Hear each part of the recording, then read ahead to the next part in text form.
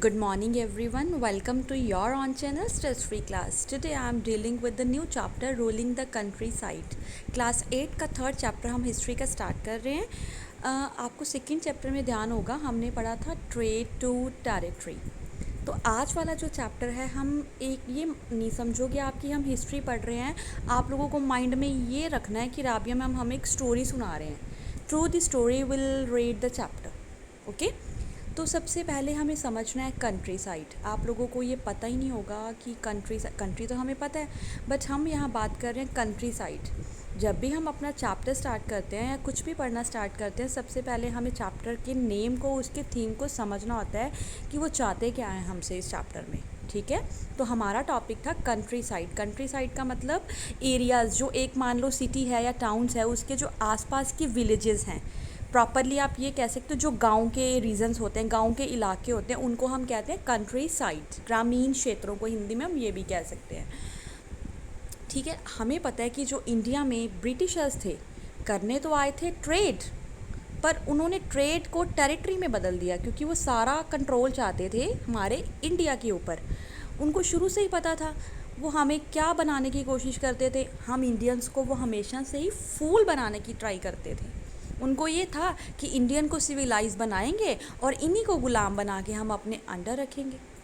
Westernisation, modernisation, colonisation, ये सब कौन लाया था? ये सब ब्रिटिशर्स लाए थे। देखो, अब सिचुएशन कुछ ऐसे थी, आपको ये फर्स्ट स्लाइड में देखना है। फर्स्ट स्लाइड में यू कैन सी प्रॉपरली कि इस पिक्चर में अगर आपको जूम करके देखोगे तो आपको दिख जाएगा हमारा जो ये ब्रिटिशर्स थे ना। अब इनको ये था कि हम ये गांव वाले इलाके को अपने हाथ में करें, जितने भी विलेजेस हैं उनको अपने हाथ में करें। उसके लिए हमें दीवानी राइट्स चाहिए होंगे।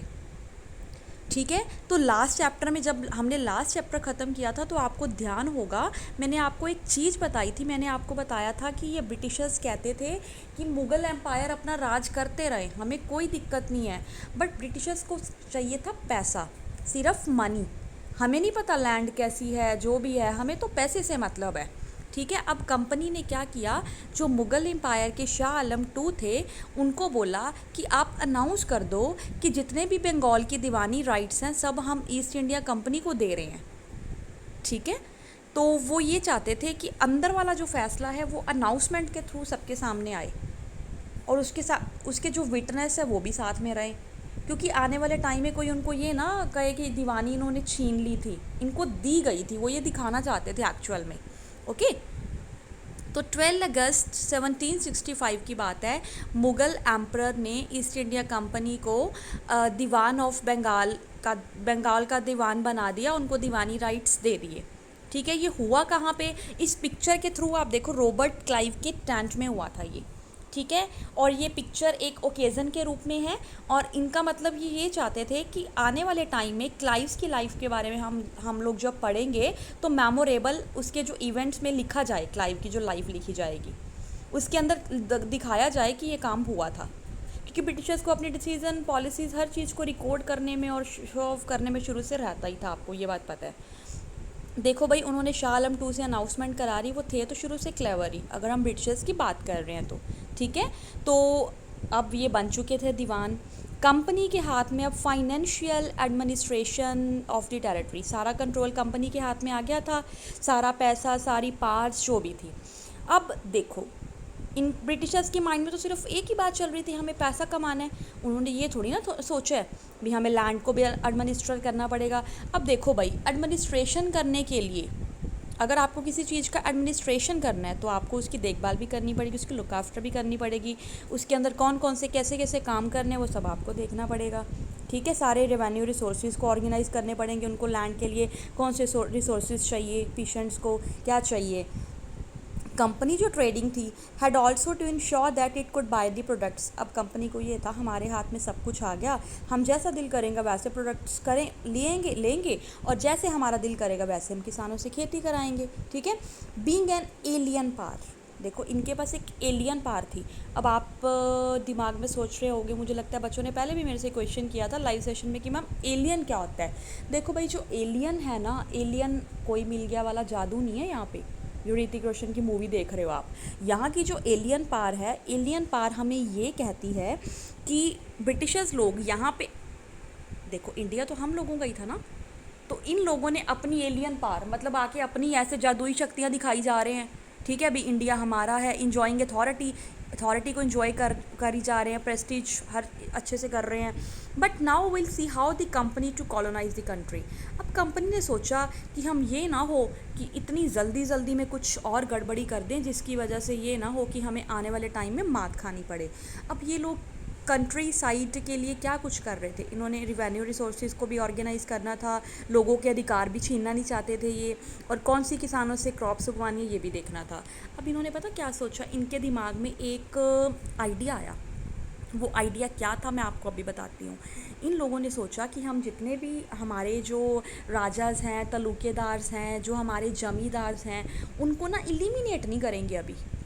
उनको अगर हम अभी एलिमिनेट कर देंगे ना तो ये ना हो कि हम खतरे की घंटी खुद बन जाएं। तो थोड़ा दिमाग से तो चलने वाले थे ही ये, तो इन्होंने एक आइडिया सोचा। ये कहते हैं कि हम इनको ही ना कुछ काम देंगे, क्योंकि हमारे बस का तो है नहीं ये लैंड का एडमिनिस्ट्रेशन करना। हमारे दिमाग में तो सिर्फ हमें इनकम चाहिए। हमारा जो मेन मोटिव है, हमारा जो फोकस है वो सिर्फ इनकम सोर्स के ऊपर था कि हम कितना पैसा कमा रहे हैं, हमारे खजाने भर रहे हैं, हमारे ट्रेजर्स कैसे हैं, उनको खाली नहीं रखना, बस पैसा कमा के अपने जाने वहाँ भेजना है।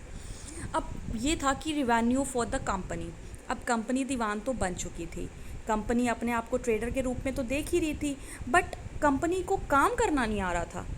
अनविलिंग टू सेटअप, इनको रेगुलर इनकम का जो रिसोर्स था, असेसमेंट, कलेक्शन, वो कुछ भी करना नहीं आ रहा था।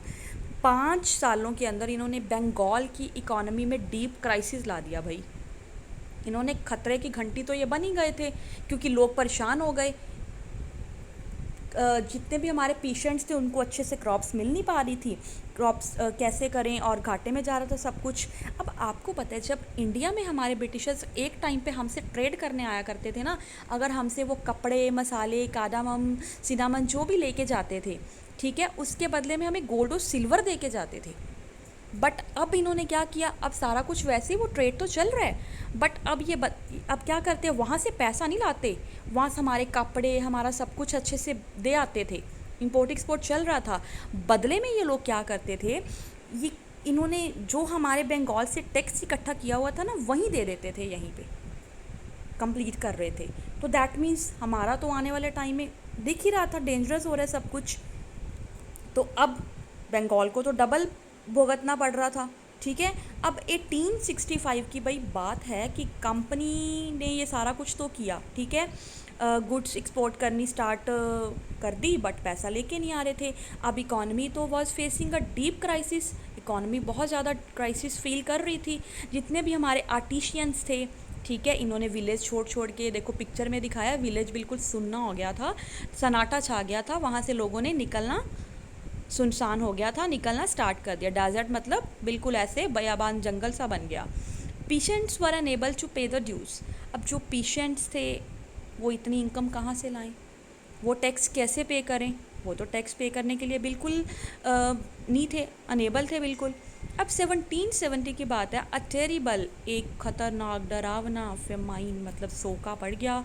Killed 10 million people in Bengal, कम से कम 10 मिलियन लोग थे जो बंगाल में मरने की तादाद पे आ चुके थे। मतलब ये कहानी उनकी ख़त्म होने वाली थी। अब ये समझ लो इतना क्राइसिस आया है, किन की वजह से, इन ब्रिटिशर्स की वजह से। About 1/3 population was wiped out. आप ये समझ लो कि बंगाल की जो 1/3 पॉपुलेशन थी वो रिमूव हो चुकी थी, वाइप आउट हो चुकी थी। तो अब प्रॉब्लम थी कि इसको इम्प्रूव कैसे किया जाए। ठीक है, अब ब्रिटिशर्स तो फिर वारीड, टेंशन कि अगर इकॉनमी नहीं रहेगी, बजट्स नहीं सेट होएंगे, लोग नहीं गाँव में होंगे, तो हम पैसा कैसे कलेक्ट करेंगे। Yes, the need to improve agriculture, ये है हमारा next paragraph. If the economy was growing, वो ये सोच रहे हैं अगर इकोनॉमी रोइन हो गई, बर्बाद हो गई, तो हमारे जितने भी कंपनी ऑफिशियल्स हैं बिगेन टू फील, सबको पता लगने लग गया कि हम अब ऐसा करते हैं, कुछ नया सोचते हैं। जो हमारे जमींदार हैं इसी गांव पे, जो पहले सारा कुछ संभाल रहे हैं, हमारे राजाज, हमारे तालुकेदार्स जो यहाँ से टैक्स इकट्ठा करते हैं, ठीक है, उन लोगों को हम वापस देखते हैं। कंपनी फाइनली इंट्रोड्यूस्ड, अब कंपनी ने सोचा कि हम एक परमानेंट सेटलमेंट लाते हैं। और ये कौन लाए थे परमानेंट सेटलमेंट, देखो मैंने यहाँ पे इनकी पिक्चर भी लगाई है, आप ध्यान से देख सकते हो, लॉर्ड कॉर्नवालिस, चार्ल्स कॉर्नवालिस। तो इन्होंने 1793 में परमानेंट सेटलमेंट को इंट्रोड्यूस कराया। अब इस टर्म्स की सेटलमेंट में राजा तलुकेदार जो कि जमींदार के नाम से हमारे सामने आते हैं, उनसे पूछा गया। उनको बोला गया कि देखो, हमें तुम एक काम दे रहे हैं, जितनी भी तुम्हारी लैंड है, हमारी लैंड है, उनको एडमिनिस्ट्रेशन करने का काम तुम्हारा, क्रॉप्स के लिए क्या कुछ चाहिए उनका सारा कुछ देखने का काम तुम्हारा। हम तुम्हारे लिए एक अमाउंट फ़िक्स कर देंगे, तुम्हें पूरे गांव से, तुम्हें पूरे विलेज से टैक्स इकट्ठे करने हैं। लेट सपोज़ मान लो 500 रुपया हमने रख दिया, 500 हमने रख दिया। उस 500 में आप चाहे 1000 लो चाहे 1200 लो, आपको हमें एक फ़िक्स्ड अमाउंट, एक एग्जांपल पे प्रिसेप्शन के लिए समझा रही हूँ आपको, तुम हमें 500 दे देना, बाकी दो तुम्हारे ऊपर वाले पैसे होंगे वो तुम रख लेना। तो जमींदार को लग रहा था इसमें तो हमारा बेनिफिट है, ठीक है, हमें तो ये करना ही चाहिए। और ब्रिटिशर्स अपना फ़ायदा देख रहे थे, भी हमें तो पैसे से मतलब है। उनको नहीं पता था लैंड को, पर उनको ये था कि अगर लैंड का ध्यान ना रखा गया, उनके ऊपर फोकस अटेंशन नहीं किया गया, तो आने वाले टाइम में तो बहुत सारी प्रॉब्लम्स हो सकती हैं, ठीक है। तो इनका जो ब्रिटिशर्स अपनी ओर से चल तो दिमाग से ही रहे थे ना।